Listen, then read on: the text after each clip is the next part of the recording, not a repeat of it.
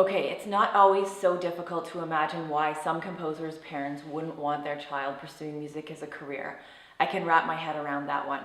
What surprises me, though, is that so many of them ended up studying law. Now, sometimes it was something that the composer wanted to do, but many times mom and dad were putting a little bit of pressure on them to do so.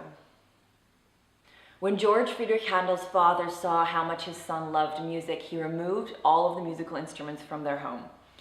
Now, shortly after that, Handel's mother snuck a harpsichord into the attic so Handel could practice in secret. But by the age of 17, Handel was enrolled in law school. It didn't last long, though. After his father passed away, he quit school and immediately became a full-time musician. Johann Sebastian Bach's most famous son, Carl Philipp Emanuel, ended up studying law for many years, and he did get his degree. But once he did, he abandoned law and he immersed himself in music. George Philipp Telemann also studied law, and in his autobiography he explained that it was his mother that urged him to do so.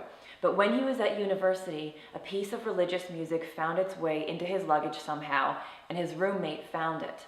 When Telemann heard this piece of music being performed, he was so amazed that he forgot all about law and he decided to go into music. In 1828, Robert Schumann entered the law faculty at Leipzig University, but one day one of his professors heard him improvising at the piano and suggested that he should really be pursuing music, and that was it for law. Peter Ilyich Tchaikovsky was a wonderfully brilliant man. He was also very fragile emotionally. So after he decided to go into law, it became clear to him after a while that his emotions couldn't handle the profession of law. So he quit, and then he wrote some of the world's best music. Jean Sibelius studied law too, but he was never really interested in it. He quit after a few years of study.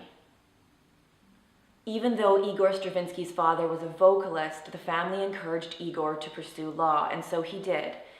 But in 4 years, Igor attended less than 50 classes, and then he went on to change the course of music history forever.